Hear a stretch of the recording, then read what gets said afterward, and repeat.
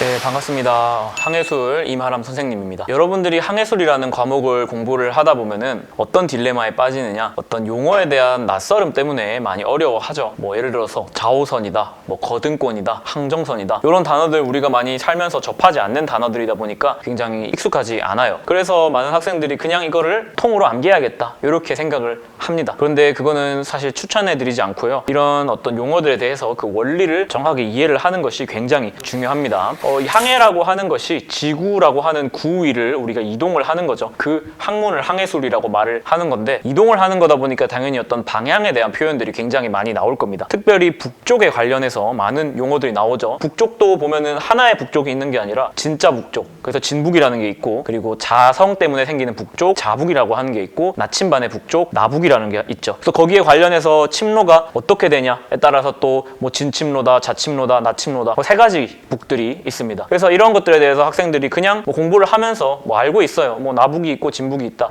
그런데 얘들이 왜 있는지에 대해서는 잘 모른 채로 그냥 단순히 암기를 합니다. 근데 이렇게 되면은 뭐가 문제냐? 조금이라도 문제들이 응용돼서 나오면은 많은 학생들이 당황합니다. 그래서 오늘은 특별히 이 방향 중에서도 왜 북쪽이 하나만 있는 게 아니고 세 개가 있는지에 대해서 얘기를 해보려고 합니다. 북쪽에 대해서 이해를 하려면 우선 나침반이라고 하는 게 어떤 원리를 가지고 움직이는 건지, 그리고 나침반이 뭔지에 대해서 정확하게 이해를 해야 되는데, 사실 나침반의 유래는 멀리 고대 중국으로 거슬러 올라갑니다. 그 당시에 자철석이라고 하는 것을 사람들이 발견을 하게 되는데, 이 자철석을 자유롭게 움직일 수 있는 환경만 만들어주면은 얘가 스스로 움직이는 거예요. 예를 들어서 물 위에 띄운다거나 혹은 줄 끝에다가 이렇게 매달아가지고 띄워놓는다거나 이러면은 한 방향을 얘가 계속 가리킨다라고 하는 거를 고대 중국 사람들이 발견을 한 거죠. 근데 얘가 혼자서 자기 자체의 방향을 가지고 움직이는 게 아니라 공통적인 방향을 가리키더라라는 거를 알게 된 겁니다. 뭐 옆 동네에서도 한 방향을 향하고 이 동네에서도 한쪽 방향을 향하고, 뭐 그 당시엔 고대다 보니까 그거에 대해서 그냥 어떤 신비로운 힘으로밖에 여겨지지 않았어요. 그래서 처음에 사용됐던 거는 주로 뭐 보물을 찾는다거나 수맥이 흐르는 곳을 찾는다거나 풍수지리적인 어떤 이점을 찾을 때 그런 용도로 처음에는 이 자철석이라고 하는 애가 사용이 됐었습니다. 그리고 이제 시간이 흘러서 이 자철석이라고 하는 신비한 돌이 중동으로 넘어가게 되고, 중동에 넘어간 이 자철석이 아라비아 상인들을 통해서 유럽으로 이제 넘어가게 되죠. 그래서 중세 15세기, 한 14세기 정도가 되면서 대항해 시대가 시작이 되죠. 특별히 대항해 시대의 나라들 중에서 영국이라는 나라가 굉장히 항해술 그리고 선박업에 대해서 발전을 비약적으로 시킨 나라인데, 특별히 나침반 역시도 이제 영국에서 굉장히 발전을 시키게 됩니다. 나침반을 어떻게 사용을 하게 되는지 보면은, 첫 번째로 이 사람들이 이 자철석이라고 하는 애가 가리키는 방향이 지구의 자전축이죠. 자전축의 북쪽을 가리킨다라는 거를 발견하는 거에서부터 시작이 돼요. 그래서 물론 뭐 이 유래적인 거를 우리가 역사 공부를 하는 건 아니니까 누가 알아냈다 이런 거를 따질 것까지는 없고, 어쨌든 북쪽이라는 것을 향하더라라는 거를 알아냈다라고 하는 거죠. 근데 여기서 중요한 게 뭐냐, 여기서 끝났으면은 이 자석을 아무것도 응용하지 못하고 그냥 신비한 돌로 끝낼 수가 있었는데,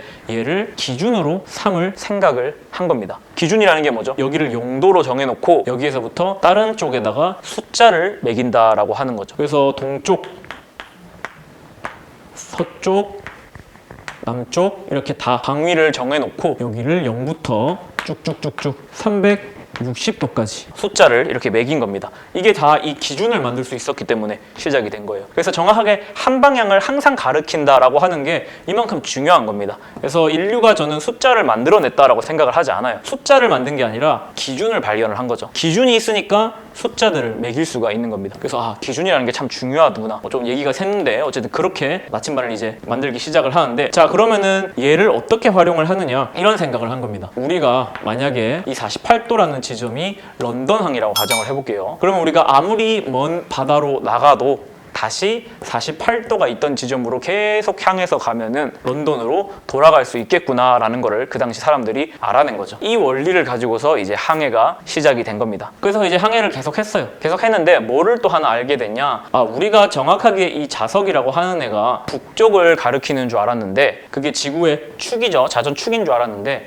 약간 틀어져 있는 걸 안 거예요. 이 영도가 딴 데로 돌아가 있다라는 거죠. 왜 그런가 이렇게 연구를 해봤더니, 지구 자체가 하나의 자석이기 때문에 자성을 만들어내고 그 자성 때문에 편차라고 하는 게 생긴다라는 걸 알아낸 겁니다. 영어로는 variation이라고 얘기를 하는 거죠. 이 편차 때문에 새로운 북쪽이 생겨났겠죠.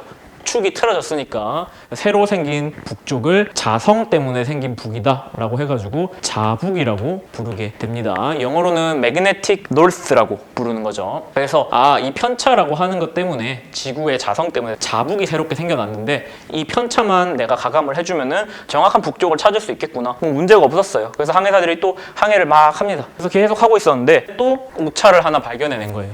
무슨 오차냐면 자석은 철제에 반응을 하죠. 근데 사람들이 타고 다니는 선박이라는 게 어쨌든 그 당시에는 목선을 사용했지만 철판을 또 썼을 거예요. 철판을 썼을 거고, 그리고 배 안에 뭐 대포알이라든지 아니면은 밥 먹을 때 쓰는 포크라든지 이런 것들이 있었을 겁니다. 그런 애들이 나침반의 자석에 또 영향을 주더라. 그래서 생겨나는 오차를 뭐라고 이번에는 부르느냐? 자차라고 부르는 겁니다. 그래서 영어로는 deviation이라고 부르게 되는 거죠. 그러면 또 다른 틀어진 새로운 북이 생기겠네요. compass north, 나북이라는 새로운 북이 생겨나는 거죠. 자, 정리를 해볼게요. 나침반의 자석이라고 하는 애가 지구의 자전축의 끝쪽인 노스폴, 그래서 북극을 가리킨다라는 걸 알았어요. 그래서 그거는 진짜 북쪽이니까 진북, true north라고 부르게 되는 거고, 그런데 지구 자체가 자성을 갖더라. 그래서 오차가 나침반에 생기더라. 그 오차 이름을 편차라고 하는 거죠. 이 편차 때문에 생겨난 게 새로운 자석의 북쪽 자북이 되는 겁니다. magnetic north라고 하는 거고, 그리고 그 다음에 끝나지 않고 선박 자체가 철제이기도 하고, 그리고 그 안에 있는 여러 가지 철제의 물건들 때문에 또 컴파스가 오차를 내는데 그거를 자차, deviation이다 라고 부르게 되는 거죠. 그 때문에 새롭게 생겨난 북쪽을 나북이라고 하는 거죠. compass north, 컴파스의 북쪽이다. 그래서 세 개의 북쪽이 새롭게 생겨난 겁니다. 그래서 우리가 알고 있는 침로라고 하는 거 있죠. 침로가 뭐죠? 북쪽과 선박의 선수미선이 이루는 각도, 요거를 침로라고 하는 건데, 중요한 거는 이 북쪽이 진북이냐 자북이냐 나북이냐 요거를 명확하게 하는 거죠. 그래서 만약에 우리가 진북과 선박의 선수미선이 각을 이뤘다, 그러면은 그게 진침로가 되는 거고, 만약에 자북과 선수미선이 각을 이뤘다 그러면은 자침로가 되겠죠. 나북과 이르면은 나침로가 되는 거고. 그리고 또 다른 것도 볼까요? 자, 회사 용어에서는 메리디안이라고 하고 좌우선이라고 한글로 하는 용어가 있는데, 걔의 정의를 보면은 북극과 남극을 잇는 선이라 그랬어요. 얘를 좌우선이라고 하는데 북극과 남극을 잇는다라고 했죠. 근데 우리 북쪽이 세 개예요. 만약에 진북과 그러면은 진남을 이었다, 진자우선이 되는 거겠죠. 근데 이번에는 진북이 아니라 자북과 자남을 이었다, 그러면은 자기 자우선이 되겠죠. 그리고 또 북이 있죠. 나북과 나남을 이었다, 그때는 나침 자우선 이렇게 부르지 않고 나침의 남북선이라고 부릅니다. 역시나 북이 세 개이기 때문에 이 자우선이라는 개념도 세 개가 되는 겁니다. 항해를 공부하다 보면은 북쪽과 뭔가를 이룬다, 이런 애들은 다 이름이 세 개일 수밖에 없는 거죠. 이런 이유에서 북쪽이 세 개이기 때문에. 그래서 오늘은 한번 북에 대해서 한번 공부를 해봤어요. 그래서 왜 북이 세 개인지, 그리고 그 북이 세 개가 되는 이유가 뭔지, 그 역사적인 이유는 뭔지, 그게 나침반 때문이었더라. 결국에는 사람이 만들어낸 거죠. 실제로 존재하는 거는 이 진북밖에 없는 겁니다. 나침반에서 기인된 게 자북이랑 나북인 거고, 다음 주에는 그렇다면은 이런 진북과 자북, 그리고 자북과 나북 때문에 생기는 편차와 자차를 사람들이 어떻게 개정을 하고, 그 개정의 원리 그리고 방법, 그런 것들은 어떻게 되는지에 대해서 한번 다뤄보도록 하겠습니다. 감사합니다.